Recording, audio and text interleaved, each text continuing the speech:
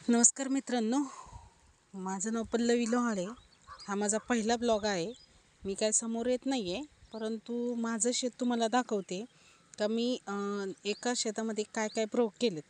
मी सध्या याच्यामध्ये dragon fruit लावलं आहे आणि ते साधारणतः लावून 2 महिने झालेत. आणि त्याला उन्हाच्या बचावासाठी मी माझ्या आईवडिलांनी असं त्यांना साड्या आणून दिल्या आणि त्यांनी असं कवर केलं आहे त्याला, की उन्हाची तीव्रता ह्या पिकासाठी सहन होत नाही आणि याला पाणी पण खूप कमी प्रमाणात लागते. तर सदर पिकामध्ये मी काय केलं आहे, आंतरपीक शेत असं रिकामं सोडण्यापेक्षा आंतरपीक म्हणून कांदा पीक घेतलं आहे. उत्पन्न भाव भेटेल की माहीत नाही, पण घेतलं आहे. एक प्रयोग करून बघितला आणि त्यात कडेकडेने ना आईने कोथिंबीर लावली. तिची इच्छा होती का कोथिंबीर धने वगैरे होतील आणि पैसे वगैरे भेटून जाईल काहीतरी थोडेफार. तर आता कोथिंबीर एवढं याच्यामध्ये आहे, छोटी छोटी याचं आहे, म्हणजे ती आपण विकू पण शकतो. सध्या मार्केटला कोथिंबीरला आहे 10 रुपये भाव वगैरे आहे, 10 रुपये गड्डी वगैरे. तर बघूयात आपण. हे माझं ड्रॅगनचं झाड आहे. हे तर बघून घ्या तुम्ही. हे आहे 2 महिन्याचं. एक फुट्यावरती लावलं होतं, त्याला फुटवे पण छान आलेत. आणि हा कांदा आहे, हा साधारणतः 1.5 महिना झाला आहे लागवड करून. त्यानंतर आता पाणी सोडलं आहे, सकाळची लाईट आहे त्यामुळे पाणी लावून दिलं आहे शेताला सध्या. आणि मी आलेत, वडील आणि मी आले, पण वडील तिकडं आहेत, तिकडं बारं देता येते आणि मी बघते जरा शेतात काय म्हणजे सध्या झाडांची ग्रोथ कशी आहे. कारण त्यांना आता दुसरा डोस द्यायचा आहे कांद्याला मालाचा, त्याच्यामुळं बघूयात. तर तुम्हाला मी माझं एक ड्रॅगनचं झाड दाखवते का त्यात कशी त्याची वाढ होती, कसं काय होतं आहे. कारण की काय झालं आहे, सध्याच्या काळात पारंपरिक पद्धतीने शेती केल्यावरती शेतकऱ्याला काही तेवढा हमी भाव वगैरे काही भेटत नाही आहे. त्याच्यामुळं प्रत्येक वेळेस लॉसमध्ये जातो आहे शेतकरी. तर बघूयात आपण काय होतं आहे. शेतकऱ्यांना मार्गदर्शन आणि ह्या पिकासाठी इन्व्हेस्टमेंट खूप आहे. हे त्याचे सर उन्हाचा बचाव होण्यासाठी. आता उन्हाची तीव्रता कमी आहे मार्च महिन्यामध्ये, परंतु एप्रिल आणि मेमध्ये ऊन जास्त प्रमाणात वाढतं आहे. त्याच्यामुळे मी साईडनी मका पण लावून ठेवली आहे की भविष्यात त्याला उन्हाचा तडका बसू नये म्हणून. कारण त्याला त्याच्यात पूर्ण पाणी असतं आणि ऊन जर लागलं तर त्यातलं क्लोरोफिल असं पिवळं पिवळं पडतं. त्यामुळे साईडने मी मका पण लावून दिली आहे झाडाच्या. आता कांद्याला पाणी लावलं आहे. आईने जिथं वाटेल तिथं कोथिंबीर लावून दिली आहे, मध्ये कुठं पण तिला आवडेल तिथे. त्याच्यामुळं काय नाही, ती आईसाहेबांची मर्जी. जाऊ द्या, त्यांना पण आवडते, त्यांची पण मनाची इच्छा काहीतरी आहे काय. आणि मित्रांनो, हे बघा, हे झाड आहे, याच्यामध्ये हे बघा, हे झाड आहे आणि आता हा नवीन फुटवा येतो आहे इथं. हा फुटवा तुम्ही बघू शकता का, हा फुटवा येतो आहे.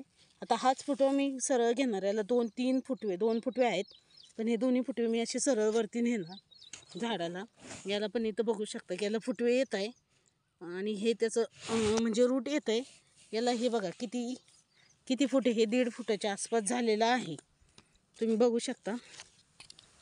आणि पुढे अजून पलीकडच्या साईडने मी टरबूज पण लावलेत, पण ते अजून छोटे आहेत.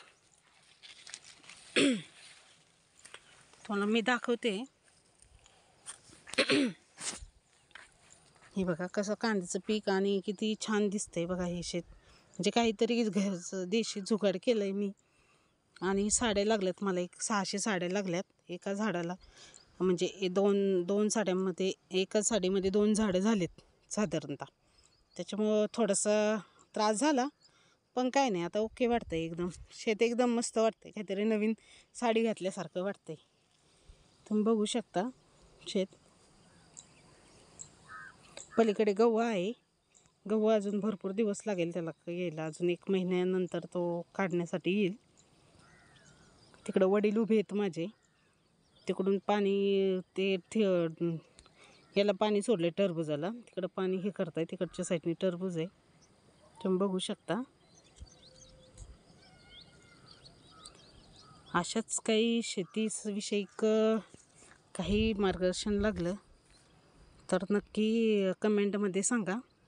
नवीन पद्धतीने प्रयोग करायला मला तर आवडतंच प्रयोग करायला. तुम्ही पण काहीतरी नवीन प्रयोग करा, जेणेकरून उत्पन्न वाढेल आणि शेतकऱ्याला काहीतरी नवीन काहीतरी भेटेल. काय झालं आहे, कांद्याला भाव नाही. कांदा सध्या रस्त्यावरती येतो आहे, हमी भाव नसल्यामुळं 3 रुपये किलो कांदा विकला जातो आहे ग्रेड 1मधला. त्याच्यामुळे नुकसान तर शेतकऱ्याचं आहे. लागवडी इतके पण पैसे निघत नाही आहे. त्यामुळे नवीन काहीतरी करूयात. आणि ड्रॅगनसाठी शेतकऱ्यांसाठी शासनाने फळबाग योजनेअंतर्गत अनुदान पण देत आहे. त्यामुळं हे पीक करायला काही हरकत नाही. याला कमी पाण्यामध्ये पीक येतं आहे. मी त्याला ठिबक केलं आहे, परंतु मी त्याला ठिबकने पाणी सध्या सोडत नाही. कारण पाणी एवढं वाफ्यांमध्ये पाणी सोडलं जातं आहे. त्याचाच ओलावा तयार होऊन त्याला पाणी पाहिजे तेवढं प्रमाणात भेटतं आहे. त्यामुळे मी काही असं म्हणजे ठिबकला सध्या पाणी सोडतच नाही आहे. त्याच्यामुळे सध्या बंद आहे ठिबक. पण हे मला एप्रिल मेमध्ये कांदा पीक निघाल्यानंतर लागेल. त्या अनुषंगाने मी ठिबक करून घेतलेलं आहे. एक साधारणतः इनलाईनमध्ये केलं आहे मी ठिबक. त्याच्यामुळे असे वेगवेगळे प्रयोग आपण करूयात. आणि तुम्ही सगळ्यांनी मला म्हणजे सपोर्ट करा. मीही तुम्हाला काही लागलं किंवा काही माझ्याकडून काही अपेक्षा असेल तर नक्की कमेंटमध्ये सांगा. मी नक्कीच मदत करेल. जय महाराष्ट्र.